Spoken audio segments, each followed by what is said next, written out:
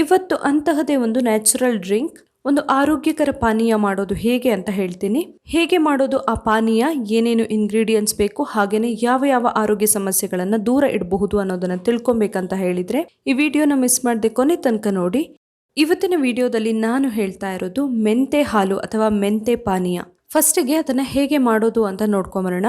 ನಾನಿಲ್ಲಿ ಒಂದು ಪಾತ್ರೆಗೆ 1 ಲೋಟ ಆಗುವಷ್ಟು ನೀರನ್ನು ಹಾಕಿ ಬಿಸಿಗಿಟ್ಕೊಳ್ತಾ ಇದ್ದೀನಿ.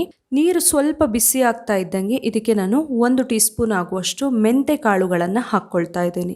ಮೆಂತೆ ಕಾಳುಗಳು ನಮ್ಮ ಆರೋಗ್ಯಕ್ಕೆ ತುಂಬಾನೇ ಒಳ್ಳೇದು ಅಂತಾನೆ ಹೇಳ್ಬಹುದು. ಈ ನೀರಲ್ಲಿ ಚೆನ್ನಾಗಿ ಕುದಿಸ್ಕೊಳ್ಬೇಕು. ಮೆಂತೆ ಕಾಳುಗಳನ್ನ ತುಂಬಾ ಗಟ್ಟಿ ಇರೋದ್ರಿಂದ ಅದರ ಸತ್ವ ಬಿಡ್ಬೇಕಂದ್ರೆ ನಾವು ಸ್ವಲ್ಪ ಹೊತ್ತು ಕುದಿಸ್ಕೊಳ್ಬೇಕಾಗತ್ತೆ. ನೀರಲ್ಲಿ ಒಂದು 3 ರಿಂದ 4 ನಿಮಿಷ ಕುದಿಬೇಕು. ಇವಾಗ ಸರಿಯಾಗಿ ಕುದ್ದಿದೆ ಇದು. ಇವಾಗ ಇದಕ್ಕೆ ನಾನು 1 ಲೋಟ ಆಗುವಷ್ಟು ಹಾಲನ್ನ ಹಾಕೊಳ್ತಾ ಇದ್ದೀನಿ.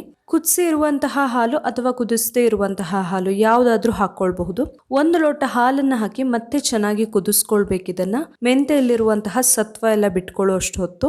ಇದು ಚೆನ್ನಾಗಿ ಒಂದು 2 ನಿಮಿಷ ಕುದ್ದ ಮೇಲೆ ಇವಾಗ ನಾನು ಇದಕ್ಕೆ 1 ಟೀ ಸ್ಪೂನ್ ಆಗುವಷ್ಟು ಬೆಲ್ಲವನ್ನ ಹಾಕೊಳ್ತಾ ಇದ್ದೀನಿ. ಬೆಲ್ಲ ಆಪ್ಷನಲ್, ಬೇಕಂದ್ರೆ ಮಾತ್ರ ಹಾಕೊಳ್ಬಹುದು. ರುಚಿ ತುಂಬಾ ಚೆನ್ನಾಗಿರುತ್ತೆ, ಆರೋಗ್ಯಕ್ಕೆ ಕೂಡ ಒಳ್ಳೇದು ಅಂತಾನೆ ಹೇಳ್ಬಹುದು. ಸೊ ನಾನು ಬೆಲ್ಲವನ್ನ ಸೇರಿಸ್ಕೊಂಡು ಮತ್ತೆ 2 ನಿಮಿಷ ಕುದಿಸ್ಕೊಳ್ತಾ ಇದ್ದೀನಿ ಚೆನ್ನಾಗಿ. ಇದು ಮತ್ತೆ 2 ನಿಮಿಷ ಸರಿಯಾಗಿ ಕುದ್ಮೇಲೆ ಇದನ್ನ ನಾವು ಸೋಸ್ಕೊಳ್ಬೇಕು. ಸೋಸ್ಕೊಂಡು ಕುಡಿಬಹುದು. ನಾವು ಇಷ್ಟ ಆದ್ರೆ ಪ್ರತಿನಿತ್ಯ ಮಾಡಬಹುದು, ಇಲ್ಲ ಆದ್ರೆ ವಾರದಲ್ಲಿ 2 ರಿಂದ 3 ಸಾರಿನಾದ್ರೂ ಈ ತರ ಮಾಡಿ ಕುಡಿಬಹುದು.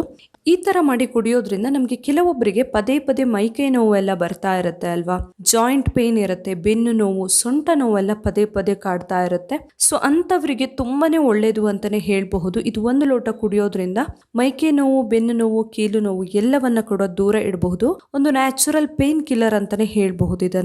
ಇನ್ನು ನಮ್ಮ ದೇಹಕ್ಕೆ ತುಂಬಾನೇ ತಂಪು ಅಂತಾನೆ ಹೇಳ್ಬಹುದು. ಕೆಲವೊಬ್ಬರಿಗೆ ತುಂಬಾನೇ ಉಷ್ಣ ಆಗ್ತಾ ಇರುತ್ತೆ, ಬಾಡಿ ತುಂಬಾ ಹೀಟ್ ಆಗ್ತಾ ಇರುತ್ತೆ. ಸೊ ಉಷ್ಣದಿಂದ ಬಾಯಿ ಹುಣ್ಣು ಎಲ್ಲ ಆಗುತ್ತೆ. ಇನ್ನು ಬೆನ್ನು ನೋವೆಲ್ಲ ಕೂಡ ಉಷ್ಣದಿಂದ ಕೆಲವೊಮ್ಮೆ ಬರುತ್ತೆ. ಅವುಗಳನ್ನ ದೂರ ಇಡೋದಕ್ಕೆ, ದೇಹವನ್ನ ತಂಪು ಮಾಡೋದಕ್ಕೆ ಕೂಡ ಈ 1 ಲೋಟ ಮೆಂತೆ ಪಾನೀಯ ತುಂಬಾನೇ ಸಹಾಯ ಮಾಡುತ್ತೆ. ಇನ್ನು ಮಲಬದ್ಧತೆ ಸಮಸ್ಯೆ ಇರೋರಿಗೆ ಕೂಡ ತುಂಬಾನೇ ಒಳ್ಳೇದು. ಕಾನ್ಸ್ಟಿಪೇಷನ್ ಸಮಸ್ಯೆ ಬರಬಾರ್ದು, ಜೀರ್ಣ ಸರಿಯಾಗಿ ಆಗ್ಬೇಕು ಅಂತ ಆದ್ರೆ ಕೂಡ ಈ ಮೆಂತೆ ಹಾಲು ಅಥವಾ ಮೆಂತೆ ಪಾನೀಯವನ್ನ ಕುಡಿಬಹುದು. ಇನ್ನು ಶುಗರ್ ಪೇಷಂಟ್ಸ್ಗೆ ಕೂಡ ತುಂಬಾನೇ ಒಳ್ಳೆಯದಿದು. ಡಯಾಬಿಟಿಕ್ ಪೇಷಂಟ್ಸ್ ಇದನ್ನ ಬೆಲ್ಲ ಹಾಕ್ದೇನೆ ಹಾಗೇನೆ ಬಳಸಿದ್ರೆ ತುಂಬಾನೇ ಒಳ್ಳೆಯದು. ಬೆಲ್ಲ ಹಾಕುವ ಬದಲು ಬರೇ ಹಾಲು ಮತ್ತೆ ನೀರನ್ನ ಮಿಕ್ಸ್ ಮಾಡಿಕೊಂಡು ಹಾಕಿ ಕುದಿಸಿ ಕುಡಿಬಹುದು.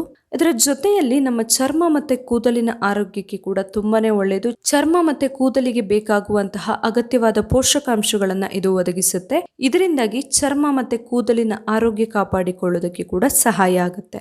ನೋಡಿದ್ರಲ್ಲ, ಒಂದು ನ್ಯಾಚುರಲ್ ಡ್ರಿಂಕ್ ಮೆಂತೆ ಹಾಲು ಅಥವಾ ಮೆಂತೆ ಪಾನೀಯ ಹೇಗೆ ಮಾಡಬಹುದು, ಹಾಗೇನೆ ಏನೇನು ಬೆನಿಫಿಟ್ಸ್ ಇದೆ ಅಂತ ಹೇಳಿ. ಈ ವಿಡಿಯೋ ಇಷ್ಟ ಆಗಿದ್ರೆ ಲೈಕ್ ಮಾಡಿ, ಹಾಗೆ ಶೇರ್ ಮಾಡಿ. ನಾಳೆ ಇನ್ನೊಂದು ಹೊಸ ವಿಡಿಯೋದೊಂದಿಗೆ ಮತ್ತೆ ಬರ್ತೀನಿ. Thank you.